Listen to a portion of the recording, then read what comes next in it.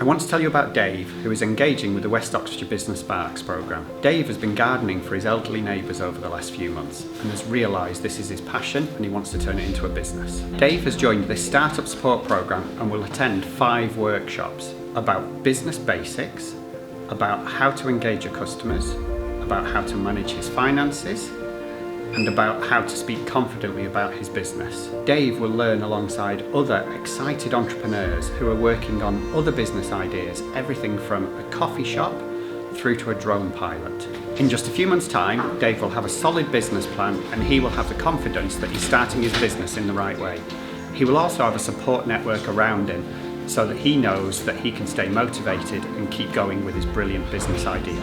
If you have a brilliant business idea and you want to be like Dave, then scan the QR code at the end of this video or search for West Oxfordshire Business Spark.